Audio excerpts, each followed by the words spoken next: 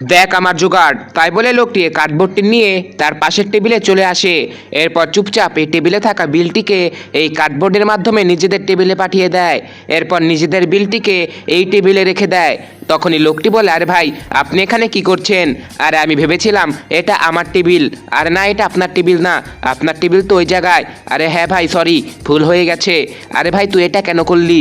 আরে আমি এটা এই কারণেই করলাম, কারণ আমরা যত খাবার খেয়েছি না হলেও 10,000 টাকা বিল আসবে, কিন্তু ওই লোকটি শুধুমাত্র 1 কাপ চাই খেয়েছে, আর কত টাকায় বিল আসবে? আরে বাহ, তোর মাথায় তো অনেক বুদ্ধি। তখনই ওয়েটার আসে। এরপর বলে, ভাই আপনি এখনও বিল দিননি কেন? আরে ভাই, আমরা সবাই মিলে বিলের টাকায় জোগাড় করছিলাম, এখনই বিল দেবো। আচ্ছা আসুন তাহলে। এরপর সবাই বিল দিতে যায়। এরপর ম্যানেজার চেক করে বলে, আপনাদের হয়েছে 20,000 টাকা। আরে কি বলছেন? আমরা তো শুধু 1 কাপ চাই খেয়েছি, এত টাকা কি করে হয়ে গেল? এরপর লোকগুলো চেক করে দেখতে পারে আসলেই 20,000 টাকা। আরে এত টাকা কি করে হলো? তখনই ম্যানেজার বলে, এই বিলে লেখা আছে 1 কাপ চা আপনারা এখানে খেয়েছেন, আর বাকি 20,000 টাকার খাবার আপনাদের বাড়িতে অনুষ্ঠানের জন্য পার্সেল হয়ে গেছে। এরপর লোকগুলোকে বাধ্য হয়ে টাকা দিতে হয়।